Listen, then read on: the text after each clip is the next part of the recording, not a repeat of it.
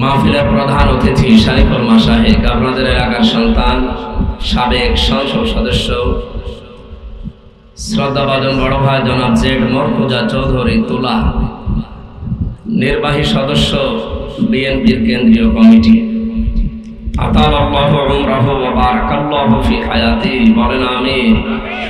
কোরআনে কারিমের যে আয়াতগুলো তিনি পড়েছিলেন, তেলাওয়াতগুলো অশুদ্ধ ছিল।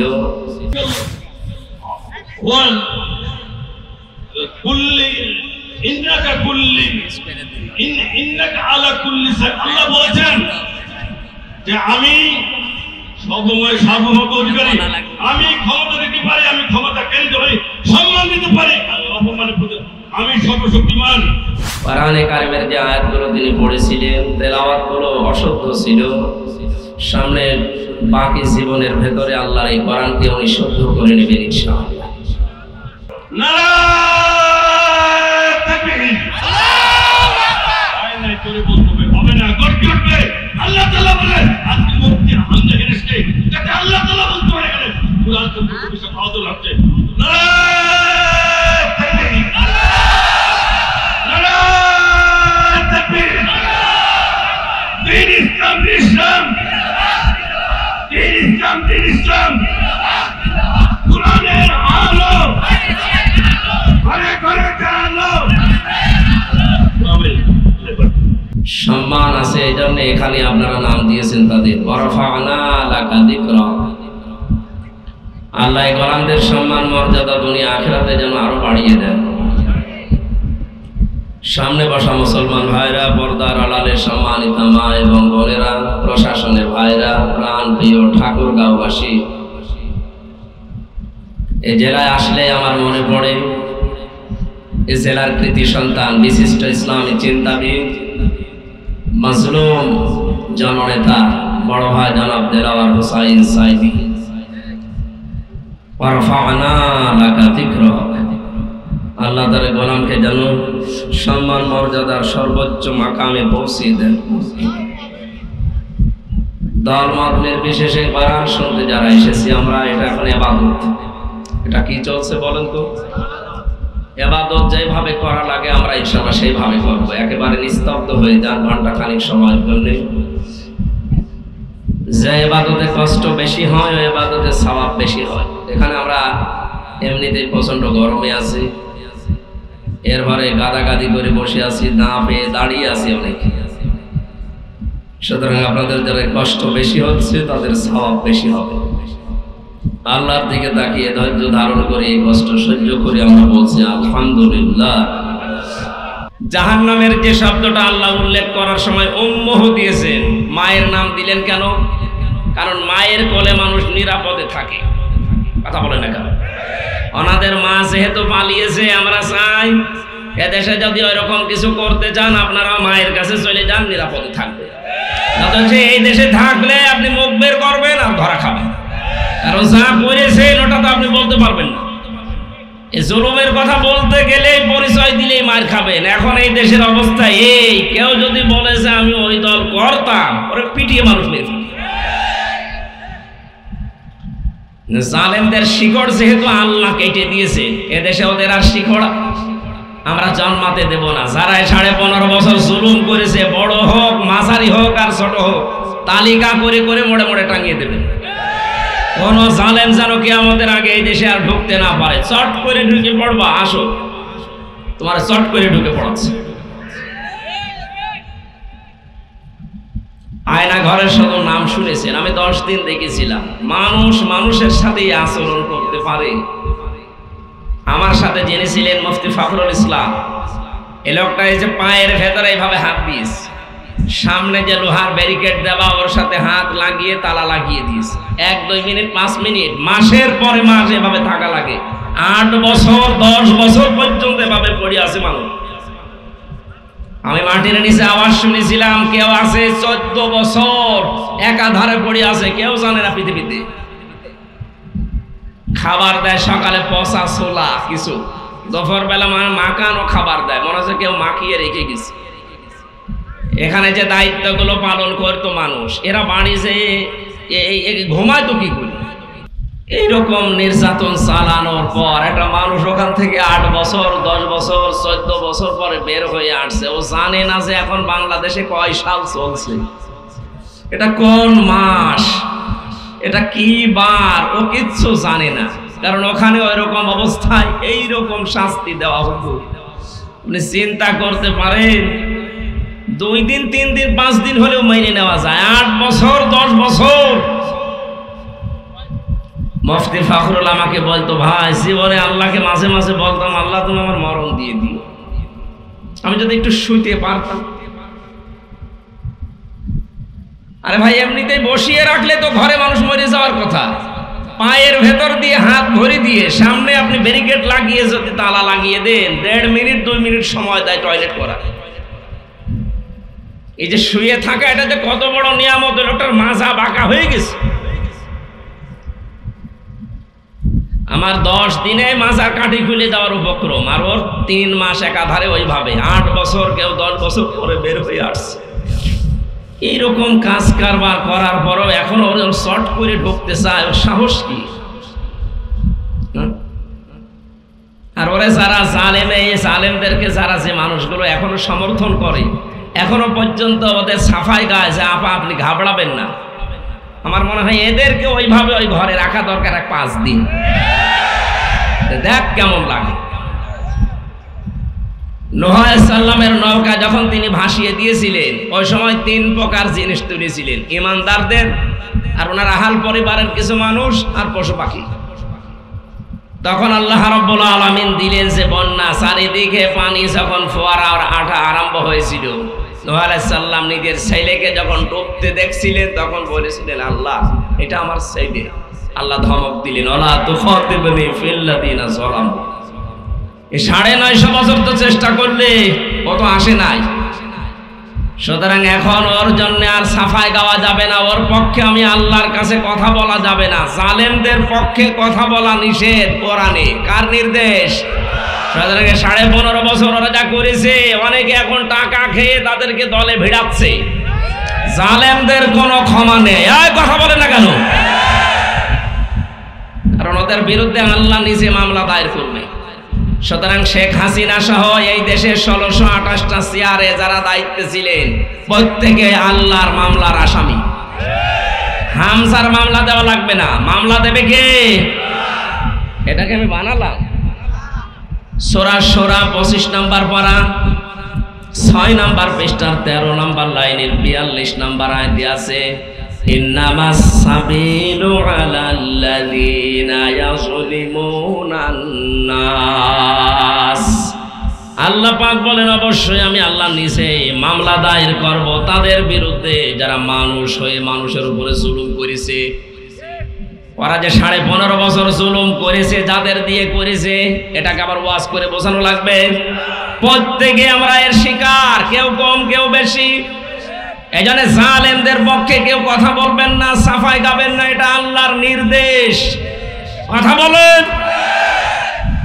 যেখানে আছে জালেমরা যাক, সব চলে যাক, এ দেশে কোনো জালেমের স্থান নেই। দরুদ আর সালাম পাঠের মাধ্যমে আজকের তেলাওয়াতকৃত আয়াত পরিচিত সবার, কিন্তু এর ভেতরে আল্লাহ দুনিয়া আখিরাত লুকিয়ে রেখেছে। আকৃতিতে ছোট, কিন্তু পুরা পৃথিবী এর ভেতরে। দুনিয়া আখিরাতে কেউ যদি সফলতা পেতে চায়, পুরা কোরআন দরকার নেই, এই একটা সূরা হলে হয়ে যাবে। এর ভেতরে যে কথাগুলো আল্লাহ দিয়েছেন, যদি সত্যি আমরা মেনে নিতে পারি, আসল লাভের মুখ আমরা দেখতে পারবো। সুবহানাল্লাহ বলতে পারেন নাই? আজকের আলোচ্য বিষয় হচ্ছে লাভ ক্ষতি। কি বললাম? লাভ মানে ইংরেজি লাভ। ইংরেজি লাভের অবস্থা ভালো না, এই জন্য ইংরেজি লাভে যারা আছেন তারা থামেন। বিয়ের আগে যারা ইংরেজি এলভি এই লাভে আছেন তারা থামবেন না চালিয়ে যাবেন? চালাবেন না, থামা লাগবে। এমনকি বিয়ের পরেও যারা পরকীয়া প্রেম এই নাম দিয়ে এই লাভে লিপ্ত আছেন, আপনারা থামবেন। এই এলাকায় আছে কিনা জানি না, পরকীয়া প্রেম করলে সবচাইতে বড় ক্ষতি দুনিয়ার এই যে আপনার চেহারার উজ্জ্বলতা আল্লাহ নষ্ট করে দেবে। দেখেন তো এলাকায় একটু তাকান তো, আশপাশে কার চেহারা এরকম। আশা করছি ইংরেজি লাভে আপনারা থাকবেন না। এ লাভ করা যাবে তখন যখন বিয়ে হয়ে যাবে, বিয়ের আগে কোনো লাভ নেই। কথা মনে থাকবে ইনশাআল্লাহ। তাহলে আজকে সূরা আসরের আলোচ্য বিষয় হচ্ছে লাভ ক্ষতি। কি বললাম বলেন তো? আমরা সবাই লাভ চাই না? এই লাভ আজকে আয়াত থেকে নিয়ে বাড়ি যাব। কেউ যেন ক্ষতি এই শব্দের ভেতরে না পড়ে। আমাদের অবস্থায় এই লাভকে আমরা ক্ষতি মনে করি আর ক্ষতিকে লাভ মনে করি। এই যে ছেলেটা পরীক্ষা দিয়েছে, ম্যাট্রিক পরীক্ষা দিচ্ছে, যে স্যার ক্লাসে ছিল ওই স্যার দেখছে ছেলেটা লেখছে, যেভাবে লেখছে এইভাবে লিখলেও 33 মার্কও পাবে না। লিখতে লিখতে যখন শেষ, পরীক্ষার রেজাল্ট বের হবে, রেজাল্ট বেরও হয়েছে, বের হওয়ার পরে নাম্বার পেয়েছে 100-র ভেতরে 50। কত? ওকে এতদিন পর্যন্ত যারা লেখাপড়া করিয়েছে, প্রাইভেট পড়িয়েছে, ওর বাড়ির সদস্য যারা চিন্তা করছে না এ তো ওই রকম না, কি করলো জীবনে 100-র ভেতরে মাত্র 50 পেয়েছে, এত খরচ করলাম এর পেছনে, এর জীবনটা মনে হয় আর সফলতার দিকে গেল না, এ ব্যর্থ। ঠিক ওই রকম আর একটা ছেলে পরীক্ষা দিয়েছে, ও কিছু লেখে নাই, সাদা খাতা জমা দিয়েছে। সাদা খাতা জমা দেওয়ার পরেও নাম্বার পেয়েছে 80। কত? সে যেভাবেই হোক, এলাকার মানুষ ওকে দেখে বলে এ ছেলেটা সফল, লেখাপড়াটা করতে দেখি না। শুনেছিলাম যারা গার্ডে ছিল তারা এসে শিক্ষকরা বলেছে সাদা খাতা জমা দিল অথচ নাম্বার পেল 80, কি করে অত সফল মনে হয়। আর একটা ছেলে পরীক্ষা দিয়েছে, ওই ছেলেটা পরীক্ষা দেওয়ার সময় লিখেছে মন মতো, শুধু মন মতো না, পরীক্ষায় লেখা দরকার 10টা প্রশ্নের ভেতরে 5টা, আগের রাতে নকল করেছে মন মতো, ওইগুলো দেখে দেখে করতে করতে 10টার ভেতরে 10টাই দিয়ে ফেলেছে। রেজাল্ট যখন বের হচ্ছে, ঠিক ওই সময় দেখা গেল একেবারে 100-র ভেতরে 99 পেয়েছে এক একটা সাবজেক্টে। দুনিয়ার সবাই বলছে সফল। এবার আপনি এই যে 3 জনের নাম বললাম, বলেন তো 3 জনের ভেতরে আসলে সফল কে? 50। ওর সুযোগ ছিল নকল করার, দেখে লিখার, কাউকে দেখায়নি, দেখেওনি, যতটুকু যোগ্যতা আছে লিখে দিয়েছে, এই জন্য 100-র ভেতরে মাত্র 50 পেয়েছে। দুনিয়ার মানুষের তুলনায় চর্ম চোখে দেখতে যদিও ক্ষতি মনে হচ্ছে, ব্যর্থ মনে হচ্ছে, এইটাই আসলে কিন্তু লাভবান। আর যেটা সাদা খাতা জমা দিয়ে যাওয়ার সময় হেড স্যারকে বলেছিল, স্যার খাতা জমা দিলাম তাতে কি, আমার এই মাজার দিকে তাকান। স্যার তাকিয়ে দেখে এখানে একটা নল। কি?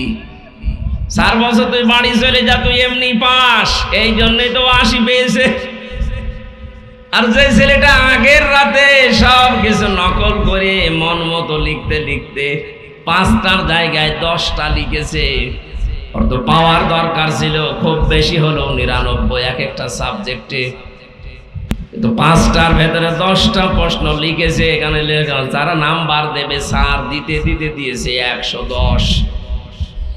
জনগণ জিজ্ঞাসা করছে, স্যার ও ছেলে যত ভালো ছাত্র হোক, ও 100-র ভেতরে নাই 100 পেতে পারে, ও 110 পাই কি করি? স্যার বলছে ও ছেলে পায়, আমি করবো কি? আমার মনে হয় 15.5 বছরে এই উদাহরণের সাথে বাস্তব অনেক মিল আছে। অনেকে শুধু মাজার দিকে তাকাতে বলেছিল, আর অনেকে একেবারে সুযোগ পেয়ে দিনের ভোট রাতে করে নিয়েছিল।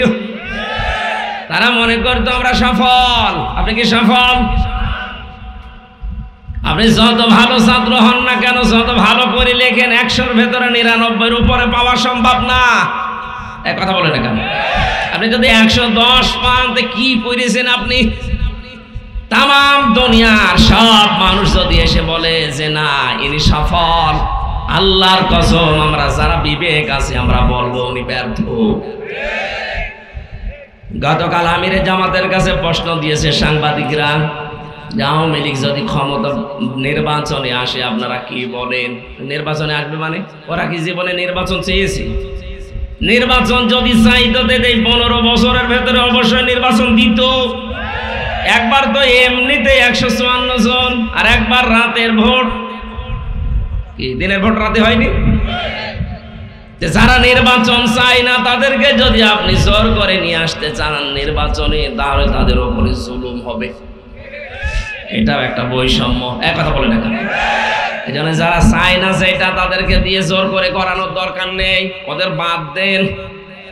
ওরা তো চাইনি, চাইলে 15 বছরে চাইতো না। এই জন্য লাভ ক্ষতি আসল কোনটা আমরা আজকে লাভ ক্ষতি দেখে তারপর ইনশাল্লাহ বাড়ি যাব। সূরা আসরে আল্লাহ প্রথমে কসম দিয়েছেন সময়ে। কিসের কসম দিয়েছেন? আমি এই শব্দটা নিয়ে চিন্তা ভাবনা করলাম, সময়ের কসম আল্লাহ কেন দিলেন? তাকিয়ে দেখলাম তামাম দুনিয়ার সব কিছুর তুলনায় মানুষের জীবনের দামি সময়। সময় আছে বলে হামজা এখানে বসে আছে। আমার জীবনে যদি হায়াত নামক এই সময় নামক বিষয়টা না থাকে, এখানে না, আমার এখনই মাটির নিচে থাকা লাগবে। সুতরাং এই সময় নামক এই হায়াত নামক যে নিয়ামত, এই সম্পদ, এটা যেহেতু আসল সম্পদ, এটা আমাদের সবার এখন আছে না নেই? যাদের নেই তারা কোথায়? কবরে। বলেন বলেন কোথায়? যেহেতু এটা দিয়েছে আমার দলের লোক, আমার নেতা, পীর সাহেব, বক্তা, কে দিয়েছে বলেন তো? যিনি দিলেন এই নিয়ামত হায়াত নামক, তিনি জানিয়েছেন এই হায়াত যদি আমি আল্লাহর জন্য ব্যবহার করতে পারো, আমার বানানো যে জান্নাত আছে ওইটা তোমারে দিয়ে দেব। প্রশ্ন আসতে পারে, আমি 50,000 টাকা দিয়ে ব্যবসা আরম্ভ করেছিলাম, 1 বছর ব্যবসা করার পরে দেখা গেল আমার লস হয়নি, কিন্তু 50,000 টাকা আমার আছে। 50,000 টাকা আমার পুঁজিটা ঠিকই আছে, কিন্তু আমি 50,000 টাকা দিয়ে ব্যবসা করে 1 বছর পরে দেখি লাভ দূরের কথা, ওই 50,000ও নেই। আল্লাহ পাক আমাকে দয়া করে যে হায়াত নামক একটা বিশাল জিন্দেগি দিয়ে দিলেন, এটা তো তার দেওয়া, জান্নাত তো তার। মাঝখান থেকে আমি ফিরি পেয়ে যাচ্ছি আল্লাহর বানানো জান্নাত। কত বড় নিয়ামত এটা, জোরে বলেন সুবহানাল্লাহ। অথচ এই নিয়ামতকে যারা আজ কাজে না লাগিয়ে দুনিয়ার এই ফেরেবে পড়ে উল্টা পাল্টা অবস্থায় দিন কাটিয়ে যাচ্ছেন, আন্দাজে ক্ষতিকে লাভ মনে করে জীবন চালাচ্ছেন, আপনি কিন্তু আসলে ক্ষতির ভেতরে থাকবেন। ইন্নাল ইনসানা লাফি খুসর। আল্লাহ পাক ইন্নাল ইনসানা না দিয়া আল ইনসান লাফি খুসর দিতে পারতেন। ইন্না লাগিয়েছেন, গ্যারান্টি দিচ্ছেন হামজা না, কে? আল্লাহ বলেন অবশ্যই মানুষ ক্ষতির ভেতরে। এই শব্দটা শুনলে যাদের অন্তত বিবেক আছে ওদের পশম খাড়া হয়ে যাওয়ার কথা। তামাম পৃথিবীতে যত মানুষ এখন 750 কোটির উপরে, আল্লাহর ভাষায় সবাই ক্ষতির ভেতরে। এটা শোনার পরে আমরা যারা আছি আমাদের ভেতরে কাপ ধরা দরকার যে আল্লাহ বলছেন আমরা ক্ষতির ভেতরে। এখন ক্ষতি থেকে বাঁচার জন্য আল্লাহ 4টা ফর্মুলা দিয়েছেন। ইল্লাল্লাযীনা আমানু ওয়া আমিলুস সালিহাতি ওয়া তাওয়াসাউ বিল হাক্কি ওয়া তাওয়াসাউ বিস সাবরি। দুনিয়াতে যদি 4টা গুণকে অর্জন করতে পারে, এটা বিশাল ক্ষতি। এই ক্ষতির হাত থেকে আল্লাহ তাকে বাঁচিয়ে দেবেন। তার মানে বাঁচিয়ে দেওয়া, আল্লাহর জান্নাত পাওয়া। জোরে বলেন সুবহানাল্লাহ। আমাদের জীবনের আসল হার জিত যেহেতু এখন না, নির্বাচন হবে সামনে, কেউ হেরে গেল কেউ জিতে গেল, এসা কিন্তু আসল না। আমাদের জীবন আসল হার জিত হচ্ছে চোখ বন্ধ হওয়ার পর। এক কথা বলেন না কেন? ফামান যুহজিহা আনিন নারি ওয়া উদখিলাল জান্নাতা ফাকাদ ফাজ ওয়ামাল হায়াতুদ দুনিয়া ইল্লা মাতাউল গুরুর। খুব খেয়াল করে মন দিয়ে শোনেন, কোরআনের আয়াত যদি কাউকে পথ দেখাতে না পারে, হেদায়েত দিতে না পারে, কারো যদি মনের পরিবর্তন করতে না পারে, বুঝতে হবে ওর কপালে হেদায়েত বলে আর কিছু নেই। এজন্য খুব স্থিরভাবে নিজের মনে করে শোনেন। আল্লাহ বলেন যে মানুষকে আমি আল্লাহ জাহান্নামের কাজগুলো থেকে আস্তে আস্তে দূরে সরাতে সরাতে জান্নাতের কাজের দিকে আস্তে আস্তে এগিয়ে দেই, এই লোকটার জীবন সফল। আপনি একটু নিজের দিকে তাকিয়ে ভাবেন তো, জাহান্নামের কাজগুলো থেকে আস্তে আস্তে সরিয়ে এসে জান্নাতের কাজের দিকে আপনি যেতে পারছেন কিনা? আগে রাসূলের আদর্শ মানতেন না, এখন আপনি আরম্ভ করেছেন। নবীজি বলেন আল কাইয়িসু মান দানা নাফসাহু ওয়া আমিলা লিমা বাদাল মাউতে। ওই লোকটাই তো সবচাইতে বড় বুদ্ধিমান, যে লোকটা আখিরাতের জন্য কাজ করে। ওয়ালা আজিজু মান আতবা নাফসাহু হাওয়া ওয়া তামান্না আলাল্লাহ।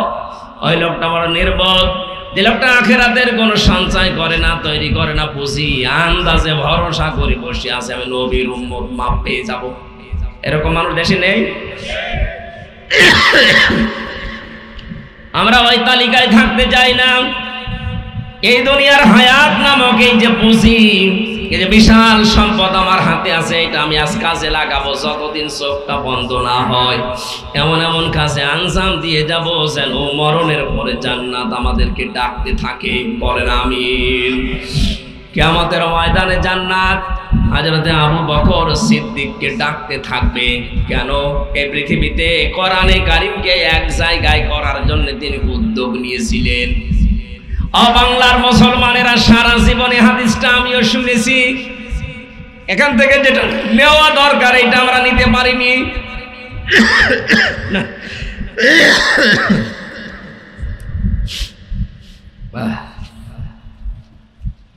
সামনে অনুষ্ঠানগুলো বাদ দেওয়া লাগবে, শরীর সুস্থ না করলে আর অনুষ্ঠানে যাওয়া যাবে। হযরতে আবু বকর আমাদের মতো একজন মানুষ, রক্ত মাংসে গড়া, অথচ জান্নাত তাকে ডাকতে থাকবে। তার ব্যাপারে কথা কেন? তিনি কোরআন কেন এক জায়গায় করেছিলেন? কিয়ামত পর্যন্ত যত মানুষ এই পৃথিবীতে কোরআনে কারীম পড়বে, কোরআন বুঝবে, কোরআন প্রতিষ্ঠার জন্য চেষ্টা চালাবে, তার একটা করে সওয়াব আবু বকরের আমলনামায় যেতে থাকবে। আমাদের এই ছোট্ট জীবনে এরকম একটা কিছু করা দরকার।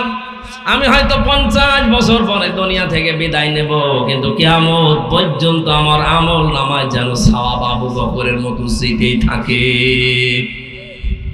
এই অনুষ্ঠানটা যারা চালু করেছিলেন, এটা যদি টিকে থাকে কিয়ামত পর্যন্ত, 100 বছর পরে হয়তো এখানে যারা আছে আমরা একজনও এখানে থাকবো না, সব মাটির নিচের বাসিন্দা। কথা বলে না কেন? নতুন মানুষ এখানে এসে এই জায়গা চাষ করবে। তারা যদি বছরে বছরে কোরআনের এই অনুষ্ঠান করে, যত মানুষ শুনবে সেই কয়টা অক্ষর এখানে তেলাওয়াত হবে। যারা এখানে আঞ্জাম দিয়েছিল তাদের কবরে কিয়ামত পর্যন্ত ফিলাক্সিলোড হয়ে যেতেই থাকবে।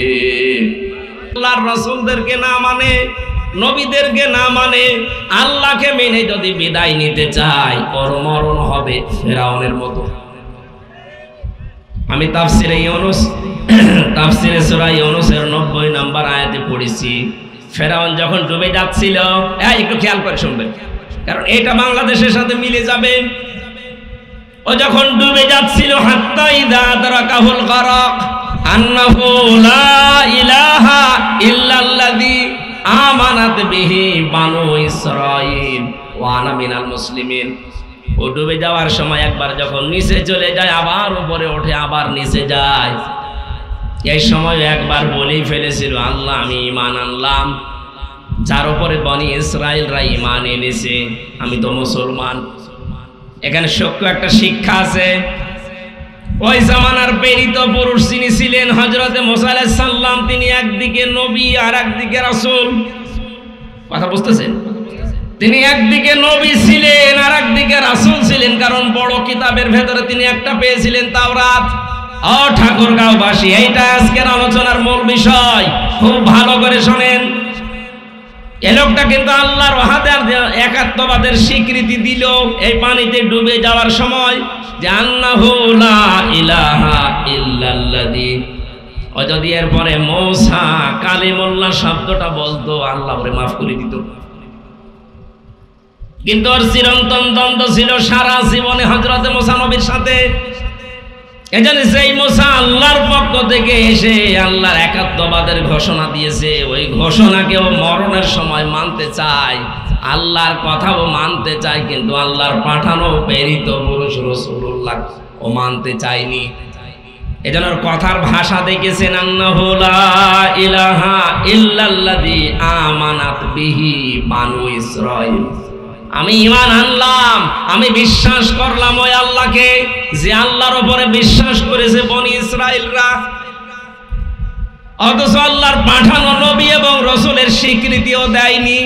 এখান থেকে তাফসিরে ফি জিলালিল কোরআনে মুফাসসির প্রমাণ দিয়েছেন, কোন মানুষ যদি কিয়ামত পর্যন্ত এই পৃথিবীতে ছাড়া আসবে, এরা যদি আল্লাহর বিধান কিছু কিছু মেনেও নেয়, কিন্তু রাসূলুল্লাহর আদর্শ যদি ওরা না মানে, ওই মানুষগুলোর মরণ হবে ফেরাউনের মতো। এদেশে আজ হাজারো মানুষ আমরা দেখছি, তারা আল্লাহর হুকুমে নামাজ পড়তে যায়, রোজা রাখতে চায়, হজও করে আসে বছরে বছরে, কিন্তু রাসূলুল্লাহ যে কোরআন দিয়ে 10 বছর রাষ্ট্র চালিয়েছিলেন, এইটা তারা রাজনীতি মনে করে এড়িয়ে যায়। এরপরও যদি না বোঝার ভান করে থাকেন, আপনার খবর আছে। ওই লোকটা তো আল্লাহর স্বীকৃতি দেওয়ার পরে রিসালাতের স্বীকৃতি না দিয়ে জাহান্নামী হয়েছে, আপনিও তাই হবেন। আজ যারা বলে আমি নামাজ পড়ি না, আমি রোজা রাখি না, আমি হজ করে এসেছি, আর ভাই আপনি যা মানছেন এগুলো তো আল্লাহর বিধান, আল্লাহর প্রেরিত পুরুষ এই জামানার জন্য কে? মুহাম্মদ রাসূলুল্লাহ। এই এখান থেকে শুরু করে না কিয়ামত পর্যন্ত আল্লাহর প্রেরিত পুরুষের নাম মুহাম্মাদুর রাসূলুল্লাহ। সুতরাং আপনি ভুল পথে আছেন। আপনি নামাজ পড়তে পারেন, রোজা রাখতে পারেন, হজ করে আসতে পারেন, যাকাত দিতে পারেন, কিন্তু আল্লাহর নবীর 40 থেকে 63 এই 23 বছরের জীবনে যারা মানেন না, শুনলেই সালে রাজনীতি মনে করেন, আল্লাহর কসম আপনার মরণ হবে ফেরাউনের মতো। আপনিও ঈমান পাবেন না, আপনার জীবন ব্যর্থ, আপনি ক্ষতিগ্রস্ত হয়ে যাবেন। একটা উদাহরণ দিচ্ছি, এদিকে তাকান। আমি যে কিছুক্ষণ আগে টয়লেটে গিয়েছিলাম, বাম পা দিয়ে প্রবেশ করে আল্লাহুম্মা ইন্নী আউযু বিকা মিনাল খুবুসি ওয়াল খাবাইস, এটা পড়ে প্রবেশ করে 5-7 মিনিট কাজ। এরপরে যখন ডান পা দিয়ে বের হলাম, গফরানাক আলহামদুলিল্লাহিল্লাযী আযহাবা আন্নিল আযা ওয়া আফানি, এই দুইটা দোয়া পড়ার মাঝখানে যে 8-10 মিনিট সময় গেল, পুরাটা ইবাদত। পুরাটা কি? এখানে যারা আলেম আছে জিজ্ঞাসা করেন তো, এই নিকৃষ্ট কাজটা ইবাদত কিনা? এই কথা বলা লাগবে। এটা আপনি ইবাদত মানেন তো বলেন, কেন মানলেন? কারণ এই তরিকাটা ছিল রাসূলুল্লাহর। আল্লাহ কি আপনাকে ওইভাবে বলেছে যে বাম পা দিয়ে প্রবেশ করে ডান পা দিয়ে বের হয়ে 8-10 মিনিট কাজ করো বলেছে? তরিকাটা কার? বলেন বলেন। 8-10 মিনিট সিস্টেম রাসূলুল্লাহর আপনি পালন করে যদি এটা ইবাদত হয়, বিশ্ব নবীর 63 বছরের জীবন 10 বছর এই কোরআন দিয়ে দেশ চালিয়েছিলেন, এটা ইবাদত মনে হয় না। এটা ইবাদত যতদিন মনে না হবে ততদিন এই দেশে ন্যায় বিচার প্রতিষ্ঠিত হবে না। এটাকে যারা রাজনীতি মনে করে এখনো পর্যন্ত উল্টাপাল্টা ধারণায় আছেন, আপনার কি বিশ্বাস হয় না যে আপনি নামাজ পড়লেও, রোজা রাখলেও, হজ করে আসলেও আপনার মরণ ওই ফেরাউনের মতো হবে? কারণ ও আল্লাহর প্রেরিত পুরুষ রাসূলুল্লাহকে মানে নাই। কথা বলেন। এরপরে যদি কারো বিবেক না খোলে, আমার মনে হয় বিবেকের উপরে কুকুরে পোশাক করছে। বলছে ঠিক, কোন এলাকায় আসলাম? 8-10 মিনিট টয়লেটে থাকলেন, এটা ইবাদত মনে করেন। আর 63টা বছর তার প্রেরিত পুরুষ দুনিয়ায় কাটিয়ে গেল, ওই অনুযায়ী চলতেই তো আমরা বলি। আমরা কি লেনিনের অনুযায়ী চলতে বলেছি? এই কথা বলে না কেন? মাওলানা নিজামীর অনুযায়ী চলতে বলেছি, খালেদা জিয়ার অনুযায়ী চলতে বলেছি। আমরা বলছি রাসূলুল্লাহর আদলে চলেন। ন্যায় বিচার কারে বলে, কত প্রকার, কি কি গ্যারান্টি দিতে পারি যদি রাসূলুল্লাহর মতো 10টা বছর এই কোরআন দিয়ে বাংলাদেশ চলে, 36,000 কোটি টাকা এই দরবেশের মতো না, 36 পয়সা এদের থেকে চুরি হবে না। আপনি একটু দিয়ে দেখেন না কেন এরকম মানুষদেরকে দেওয়া, তো এরকম মানুষদেরকে যারা সারা জীবন জুলুম করে আল্লাহর আসামি হয়ে বসে আছে, যারা নিজের নফসের উপরে, পরিবারের উপরে, সমাজের উপরে, রাষ্ট্রের উপরে, জনগণের উপরে জুলুম করেছে, ওরা সরাসরি আল্লাহর মামলার আসামি। আর যারা আল্লাহর মামলার আসামি নিজেরা, তাদের দিয়ে কল্যাণ সম্ভব? যারা আল্লাহর বন্ধু, যারা ঈমান অনুযায়ী কাজ করবে, এই যে এই মহা ক্ষতি থেকে বাঁচার জন্য প্রথম লাগবে এই জন্য ঈমান। প্রশ্ন আসতে পারে আমার কি ঈমান নেই? না, ঈমান আছে কথা বললে আপনার ঈমান থাকবে তা না। অমিনান নাসি মান ইয়াকুলু আমান্না বিল্লাহি ওয়া বিল ইয়াউমিল আখির ওয়া মা হুম বিমুমিনিন। মানুষের ভেতরে অনেক মানুষ এমন আছে তারা বলে আল্লাহ তোমার বিশ্বাস করি, কিয়ামত হবে এইটাও বিশ্বাস করি, আল্লাহ বলেন এরা কিন্তু ঈমানদার না। যতদিন পর্যন্ত এই দুইটা শব্দ তার বাস্তব জীবনে প্র্যাকটিক্যাল লাইফে দেখা না যাবে ততদিন ওই লোকটা ঈমানদার না। হযরত ওমর আল্লাহকে বিশ্বাস করি আমাদের মতোই কথা বলেছিলেন, কিয়ামতে জবাব দেওয়া লাগবে কথা তিনি আমাদের মতোই বলেছিলেন, কিন্তু তার প্র্যাকটিক্যাল লাইফটা তাকান, এই বিশ্বাসটা তিনি কোথায় নিয়ে গেছেন। তার জীবনের ভেতরে দেখেছি তিনি সন্তান ভর্তি করেছিলেন মাদ্রাসায় হযরতে আব্দুল্লাহ বিন ওমরকে। ওই প্রতিষ্ঠানে পড়তো ওই দেশের প্রধান বিচারপতি হযরতে আলীর সন্তান হোসাইন। বারবার টেবিলের উপর থেকে কলম ফেলে দিচ্ছে আর বলে হযরত ওমরের ছেলে আব্দুল্লাহকে বলে তুলে দাও। 3 বার ফেলে দিলেন, 3 বারই তুলে দিলেন। উনি তো প্রেসিডেন্টের ছেলে, একটু রেগে গেছেন যে বারবার কলম ফেলো আর আমারে তুলতে বলো, আমি কি তোমার চাকর নাকি? হযরতে হোসাইন বলেই ফেলেছেন যে তুমি শুধু চাকর না, তুমি তো চাকরের বাচ্চা চাকর। বাড়িতে গিয়ে বলছে আব্বা হোসাইন আমাকে গালি দিয়েছে, আমি আর মাদ্রাসায় যাব না। কেন, কি গালি? আমি নাকি চাকর, এমনকি তুমিও চাকর। তুমি যদি বিচার না করে অপমানের, ঠিক আছে এখন না জমার দিন করব। জমার দিন হাজারো সাহাবায়ে কেরাম এক জায়গায় মসজিদে নববীতে হযরত ওমর বয়ান করছিলেন, হঠাৎ আলোচনা থামিয়ে দিলেন, ডাক দিয়ে বললেন হোসাইন সামনে আসো। কাছে ডেকে বললেন তুমি আমার এই ছেলেকে গালি দিয়েছো, চাকরের বাচ্চা, খাদেমের বাচ্চা, খাদেম বলে রাহা দিয়েছি, কেন দিলে? এরকম অপমানজনক কথা বললে কেন? হযরতে হোসাইন বলে খলিফা বুকে হাত দিয়ে বলেন তো আপনি কি আমার নানার খাদেম ছিলেন না? হযরত ওমরের কথা বন্ধ হয়ে গেছে। আমি তো এভাবে চিন্তা করি নাই। তুমি যা বললে এটা কি লিখে দিতে পারবে যে আমি রাসূলুল্লাহর খাদেম ছিলাম? ঠিক আছে, কাগজ কলম নিয়ে আসেন। খেজুরের পাতা নিয়ে আসতে বললেন এক সাহাবীকে, লিখে নিলেন এ ওমর আমার নানার খাদেম ছিল, আমি দেখেছি, আমি সাক্ষ্য দিচ্ছি, সই করে দিলাম। এতে হোসাইন ইবনে আলী। কাগজটা হাতে নিলেন, চুমা খেলেন, ডাক দিয়ে বললেন নবীর সাহাবীরা বিচার হয়ে গেছে। ছোট মানুষ আব্দুল্লাহ তো বসে না, বলে আব্বা তুমি তো এখনো বিচার আরম্ভ করলে না, হোসাইনকে কিছু করবা না, ওকে মারধর করবা না? হযরতে ওমর চোখের পানি ফেলে বলে সন্তান যে বিচার করেছি দুনিয়া না মরণের পরেও কাজে লাগবে। আমি যখন মারা যাবে কাগজটা আমার কাফনের ভেতরে দিয়ে দিও। জীবনে যদি কিছুই কবুল না হয় আল্লাহর কাছে, অন্তত এই কাগজটা তুলে দেখাবো।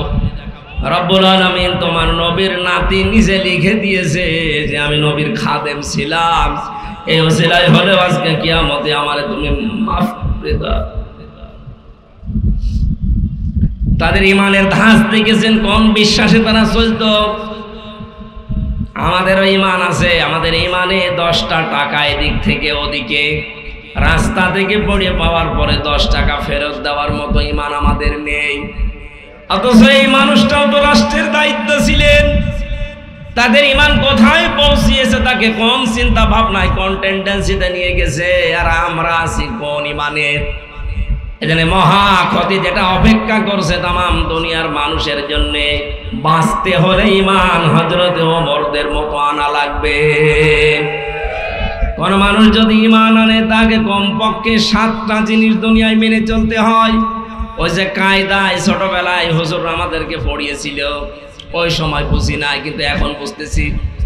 ওই সময় এক বাক্যে আমাদেরকে ছোটবেলায় কায়দা পড়তে গেলে পড়িয়েছে, আমানতু বিল্লাহি কামা হুয়া বিআসমাইহি ওয়া সিফাতিহি ওয়া ক্বাবিলতু জামিয়া আহকামিহি ওয়া আরকানিহি। এই কথা পড়েননি? কি বলেছিলেন আপনি?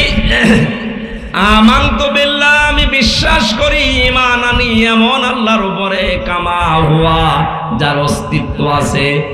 পৃথিবীর অন্যান্য ধর্ম যারা মেনে চলেন তাদের সাথে আমাদের ইসলামের এই কারণে মিল নেই, কারণ আমরা এমন আল্লাহকে বিশ্বাস করি যার অস্তিত্ব আছে। প্রশ্ন আসতে পারে, হিন্দুরা যে 12 মাসে 13 পূজা করে, ওদের 33 কোটি দেবতা, ওদেরও তো অস্তিত্ব আছে। হ্যাঁ আছে। আমাদের আল্লাহর যেমন অস্তিত্ব আছে, ওনাদের দেবতার অস্তিত্ব তো তাও দেখা যায়, আমাদের তো দেখা যায় না। মেনে নিলাম প্রথমটা নাই মিলেছে, পরের গুলো মিলান তো মেলে কিনা? বিআসমাইহি, আমরা এমন আল্লাহর উপরে ঈমান এনেছি যার শুধু অস্তিত্ব না, তার নাম আছে। নাম নেই? বলেন না কেন? এখন হিন্দুরাও তো এই কথা বলবে যে হ্যাঁ আমরা যার ইবাদত করি তারও নাম আছে। এই যে দুর্গা, সরস্বতী, ও বল নাম দেয়নি ওরা? আমাদের আল্লাহর নাম আছে 5,000, আমরা 99টা জানি বেশি। ঠিক আছে, আমাদের অস্তিত্ব নামের সাথে মিলেছে। 3 নাম্বারটা মিলান, দেখবেন অনেক কিছু একটা একটা করে মিলবে না। বিআসমাইহি শুধু না, ওয়াসিফাতিহি, আমরা এমন আল্লাহকে বিশ্বাস করি যার গুণাগুণ আছে। হিন্দুদের জিজ্ঞাসা করেন, ও ভাইরাও বলবে আমরা এমন দেবতার ইবাদত করি যার গুণাগুণ আছে। সরস্বতীর গুণাগুণ কি? লেখাপড়ায়, বিদ্যাতে বরকত দেওয়া। দুর্গার গুণাগুণ কি? ফসলে বরকত দেওয়া। এই কথা বলছে না কেন?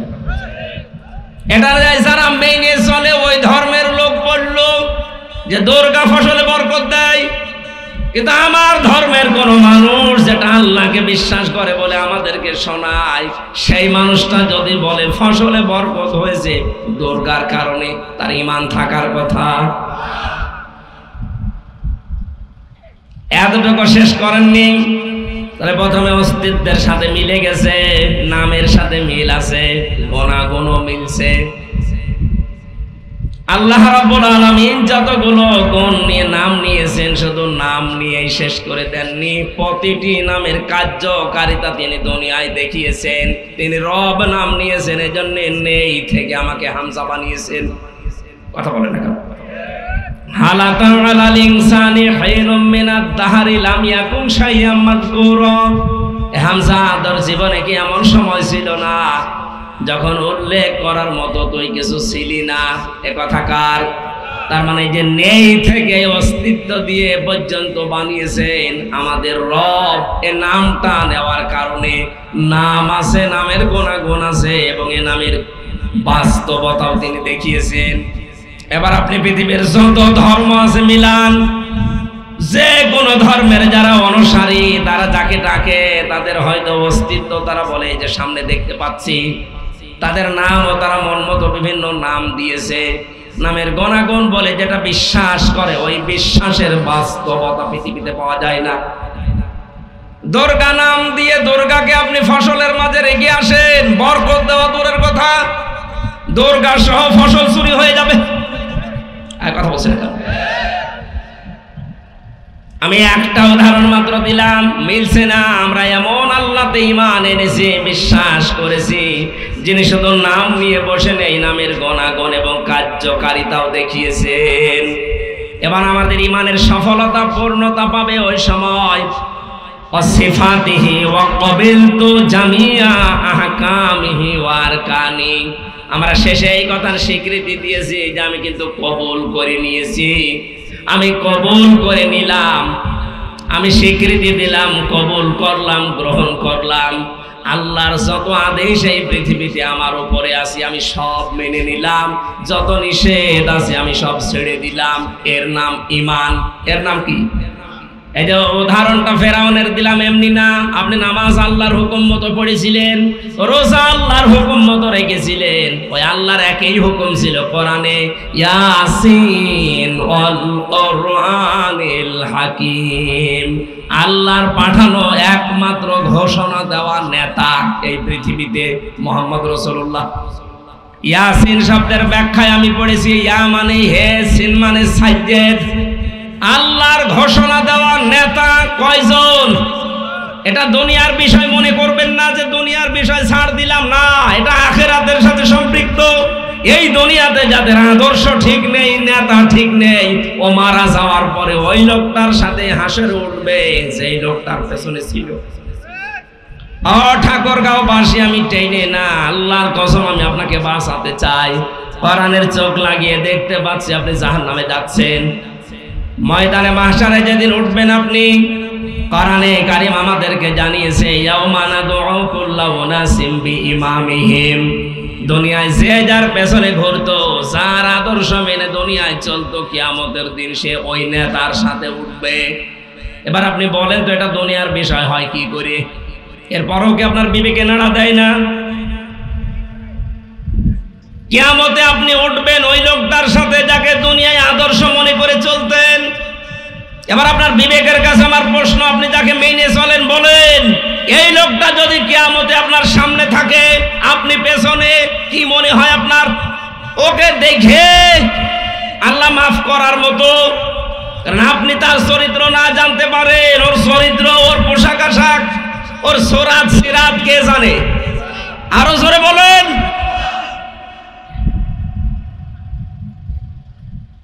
এখানে এমন মানুষকে নেতা মানা লাগবে যেই মানুষের চরিত্র মুহাম্মদ রাসূলুল্লাহর 63 বছরের সাথে মিলে যায়। এটা যদি কেউ রাজনীতি দুনিয়ার কাজ মনে করে ছেড়ে চলে যান, আপনি মরেন। আপনি মরিয়ে দেখেন আপনার কি হয়।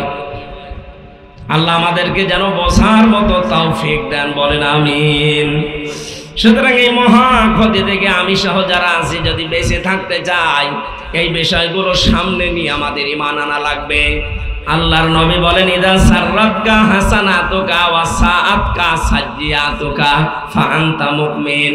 ওই লোকটার ঈমান আছে যেই লোকটা ভালো কাজ দেখলে আনন্দ পায় আর অন্যায় দেখলে তার কষ্ট হয়। ভালো কাজ দেখলে আনন্দ লাগে এরকম মানুষ বাংলাদেশে ছিল না। যারা ছিল অধিকাংশ মানুষই খারাপ কাজ দেখলে তাদের আনন্দ লাগতো। আপনি কত বড় নাটকবাজ মহিলা দেখলেন না? এম ইলিয়াস আলীর মতো মানুষের সন্তানকে বুকের ভেতরে নিয়ে বলছে, তোমার বাবাকে আমরা খুঁজে বের করার চেষ্টায় আছি, অথচ লোকটাকে ওই সময় তারা মেরে ফেলেছে। যে মহিলা তার সন্তানকে বুকের ভেতরে নিয়ে কথা সান্ত্বনা দিচ্ছে যে আমরা দেখতেছি, ও কিন্তু জানে যে ইলিয়াস আলীকে দুনিয়া থেকে বিদায় করে দেওয়া হয়ে গেছে। আপনি এত বড় প্রতারণা, এত বড় নাটক করলেন কি করে? আপনার ঘুম আসতো কি করে এত নাটক মাথায় নিয়ে?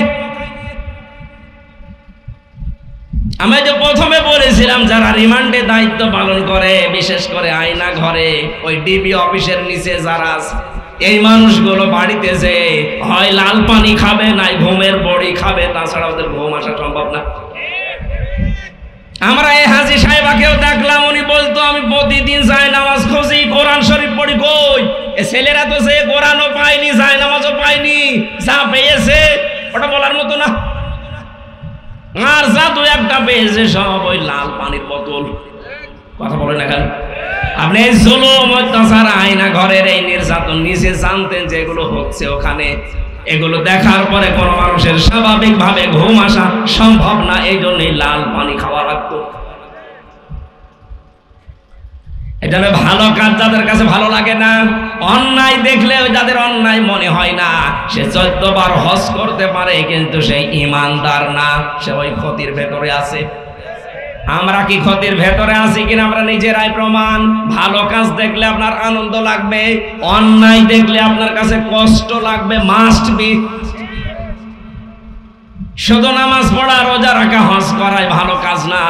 এই পৃথিবীতে সব চাইতে ভালো কাজ আল্লাহর দৃষ্টিতে মাইয়ান ফাউন নাস খায়রুন নাস, যে লোকটা দুনিয়ায় মানুষের উপকার করে, মানুষকে বিপদ থেকে বাঁচিয়ে দেয়, এই লোকটা আল্লাহর কাছে সবচাইতে দামি। সুবহানাল্লাহ বলতে পারেন না? শব্দের দিকে খেয়াল করেছেন? নবীজি বলেন খয়রুন নাস, সবচাইতে ভালো মানুষ, উত্তম মানুষ আল্লাহর কাছে ওইটা। ইয়ানফাউন নাস, নবীজি বলেন না যে ইয়ানফাউল মুসলিম, যে মুসলমানের যারা উপকার করে তারা। ইয়ানফাউন নাস, হিন্দু কি মানুষ না? সুতরাং আমরা উপকার করতে চাই, মানুষ সে যে ধর্মের হোক। আর এটা আমার মনে হয় সবচাইতে বেশি অনুধাবন করেছে বাংলাদেশের জামাত ইসলামের আমির ডাক্তার শফিকুর রহমান। উনি ধর্ম বেধর্ম দেখে না, মানুষ হলেই ছুটে যায় সেখানে। আমাদের আচরণ এরকম হওয়া দরকার। ক্ষতি থেকে বাঁচতে হলে ঈমান আছে কিনা আপনি নিজে এখন প্রমাণ। ভালো কাজ দেখলে আনন্দ লাগবে আপনার, সে যেই করুক। অন্যায় দেখলে অবশ্যই আপনার খারাপ লাগবে, কষ্ট লাগবে। ওয়া আমিলুস সলিহাত, যারা দুনিয়ায় ভালো কাজের আঞ্জাম দেয়। ভালো কাজ কি? আল্লাহর হুকুম, রাসূলের তরিকা থাকা লাগবে, এর নাম ভালো কাজ। কথা বলছেন? কোন ভালো কাজ যদি কেউ আঞ্জাম দিতে চায়, 4টা শর্ত মানা লাগে। 1 নম্বরে ওই ভালো কাজ জানার আগে আপনাকে ওই বিষয়ের জ্ঞান অর্জন করা লাগবে, আরবিতে এলেম বলা হয়। 2 নম্বর আপনার নিয়ত পাকা থাকা লাগবে, এটা লোক দেখানোর জন্য না, আল্লাহর জন্য। কথা বলছেন কেন? আমি এই শব্দগুলো মিলিয়েছি ডাক্তার শফিকুর রহমানের সাথে, বারবার নাম বলছি এই কারণে, কারণ কিছু শিক্ষা পেয়েছি তার কাছ থেকে। আমি এক জায়গায় জেলে ছিলাম তার সাথে। উনি যখনই দেখবেন বক্তব্য দেয়, আগেই বলে এই দেশে যা কিছু হচ্ছে এখন সব কিছুর কৃতিত্ব আল্লাহর জন্য। এই শব্দটা বলে না?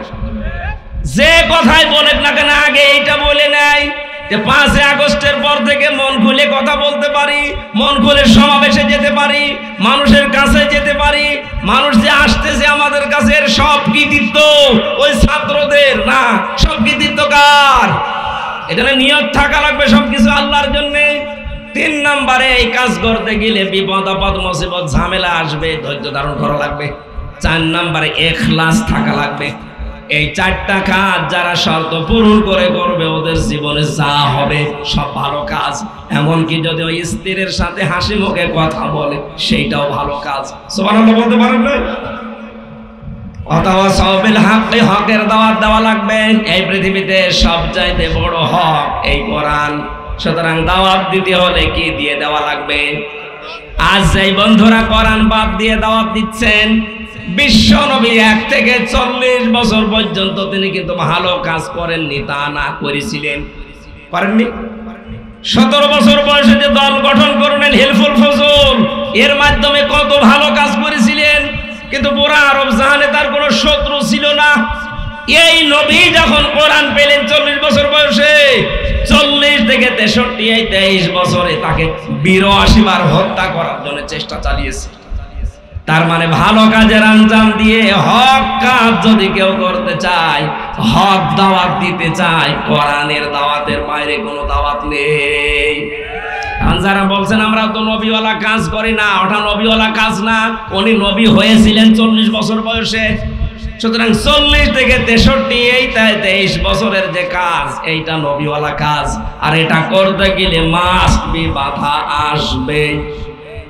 অথবা সবরি, এই কাজ করতে গিয়ে যদি কঠিন বিপদ আসে, ধৈর্যের উপদেশ দেওয়া লাগবে। এই 4টা কাজের আঞ্জাম যারা দেয়, যেই দল দেয়, যেই ব্যক্তি দেয়, যে প্রতিষ্ঠান দেয়, আল্লাহ বলেন তারা এই মহা ক্ষতি থেকে বেশি আছে। বলেন আলহামদুলিল্লাহ। আল্লাহ আমাদেরকে যেন 4টা কাজের আঞ্জাম দেওয়ার তৌফিক দেন। আল্লাহুম্মা আমিন।